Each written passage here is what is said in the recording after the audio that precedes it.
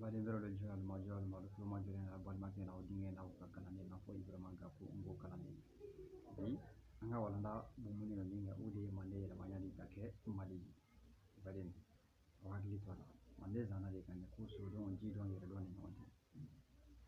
mo bembol ka ko nyini ani bembo sigoro ko nyini ude yere lo barani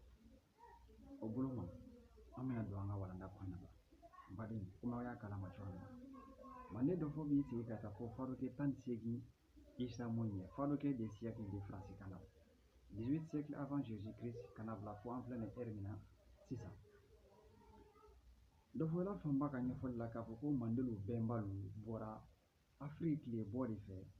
kana Afrique les bi en France ko tumala o togo de ko wankaralu bari nyefolla do fo la chama kanye fo ya yira ka ko togo mi mandela bi ko kunte mande to koro di folo donc mande to koro de kunye ko wankaralu bari siya sirema chama de boro ki les bo en France o c'est-à-dire que jolandi de kundo c'est-à-dire que olu de bora kele ni bembala sabula les bo en France kana jiga mene les bo en France siya mun fa soro siya do fana tumbe no ka ko kurugal do maintenant olu kurugalu wankaralu olu de filɛ ko olu kurugal de kɛ maintenant ka sɔrɔ ka sigi donc olu siya sirema sema min bɔra tile boyan fan fɛ kana kɛ olu de tɔgɔ kun ye ko wankaralu u nana ni wankara tɔgɔ ye maintenant kana u ka dugu tɔgɔ sigi c'est-à-dire ka o kurugalu gɛn kana dugu sigi u ka jamana minɛ maintenant k'u ka capitale sigi maintenant ka jamana tɔgɔ da ko wankaradugu capitale so bari e bɛna ye o so mɔgɔlu n'o ye wankaralu ye wankaralu sabatira yen nɔ faroke siyaman sigi kɔnɔna la u sabatinen kɔfɛ o wankaralu de bɔra c'est-à-dire que u jɛnsɛnna que siya dɔw de taara woroduyan fan fɛ olu de nana fanga sɔrɔ yen nɔ ka na jamana sigi yen nɔ olu fana nana u ka jamana kubeda fana tɔgɔ da k'a fɔ ko soni kubeda de ye capitale de France kan donc olu siya minnu taara u ka kubeda sigi k'a tɔgɔ da k'a fɔ soni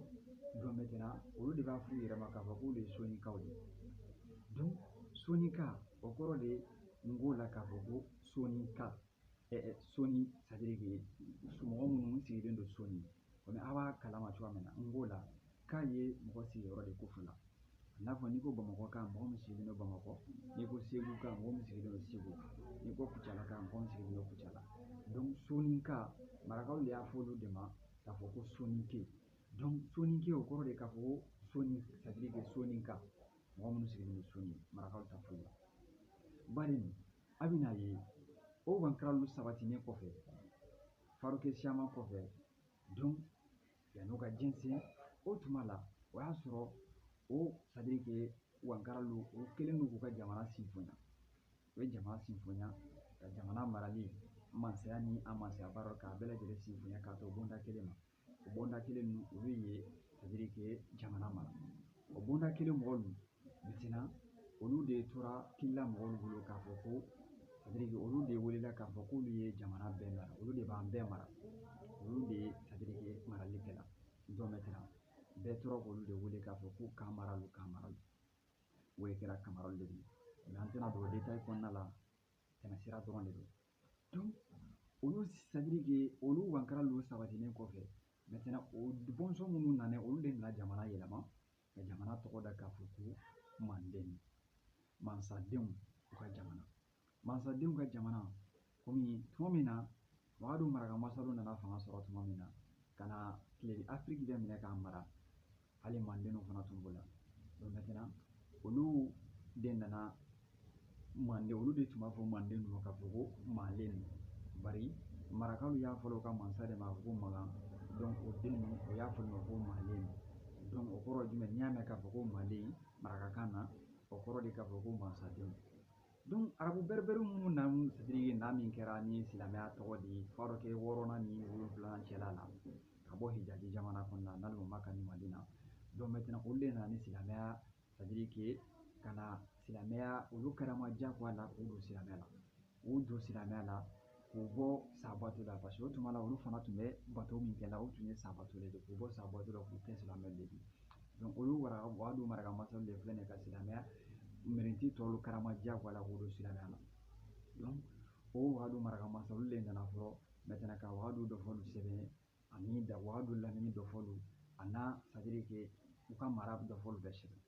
mais an y'a yira k'a fɔ n ko wagadu maraka masaw bɛɛ olu kun ye manden ninnu minɛ olu mara o tuma la donc a bɛna ye manden ninnu ka dɔ fɔ ni sɛbɛnni bolo ma c'est-à-dire que marakaw y'a fɔla mansaden ninnu ma ko malen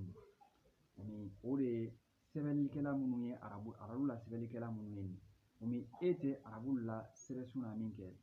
o malen olu yɛlɛmanen de filɛ nin ye u bolo nin k'a fɔ ko mali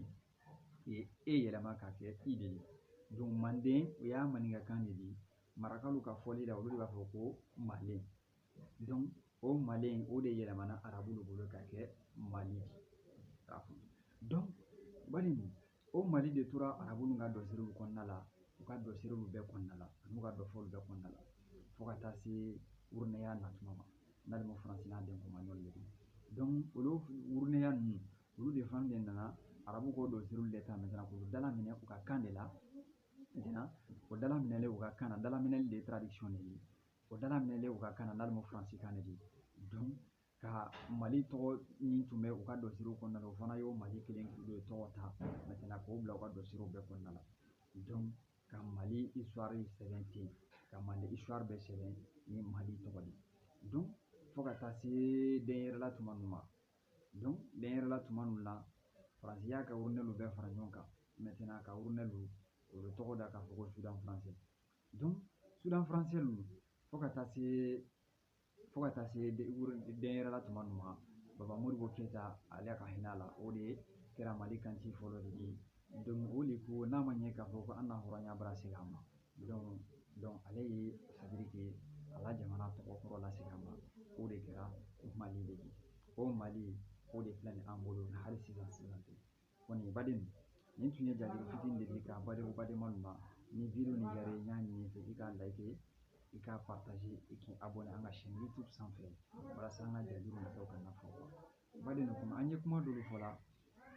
ɲɛfɔli la an ka kan de don fɔkura kumadenw de don il faut que mɔgɔw k'a dɔn bari kan fana bɛ sabati de ka bɛn waati yɛrɛ kɛcogoya de ma an y'a fɔ la mɛ komi n bɛ to k'a fɔ n ka jaabiw kɔnɔna la k'a fɔ ko jaabiw de video de faransi kan de don donc nin kumaden kelen de n y'a fɛ k'o ɲɛfɔ badenw la aw ka hakili to a k'olu faamuya farukɛ o de siècle de faransi kan na siècle ma donc o siècle an ka kan ka to c'est-à-dire que an ka kan ka hakili to an ka kumadenw de la parce que kuma fana ye tigɛla de ka bɛn waati ni kow ɲɛfɔli de ma donc baden nin tun ye aw balimakɛ n'aw ka kalanden de ye n'a fɔ ibrahima gawo komi n y'a fɔ cogoya min na malanda kun dabɔra manden yɛlɛmana de kɛ mali de ɲani o ɲɛfɔli de ye manden mansadenw o de yɛlɛmana marakaw ka fɔli la k'a fɔ ko malen ko marakaw y'a fɔla mansa de ma ko makan donc den k'a fɔ ko len ko c'est-à-dire que mansadenw ko malen bon o malen o de ɲɛfɔra arabu dɔfosɛbɛla ninnu ye olu de filɛ nin ye k'o mali de yɛlɛma marakakan na k'a kɛ mali donc o mali faransi fana bɛ dalaminɛli min kɛ olu ka dɔsiriw la olu de fana nan'o de kɛ mali kelen o de ye u ka dɔsiriw n'u ka dɔfɔliw bɛɛ kɔnɔna la fo ka na se fo an filɛ nin ɛri na komi sisan donc manden de yɛlɛmana ka kɛ mali de o ɲɛ de ma nin tun ye jaabiw fitinin k'a d'aw ma n jɔyɔrɔma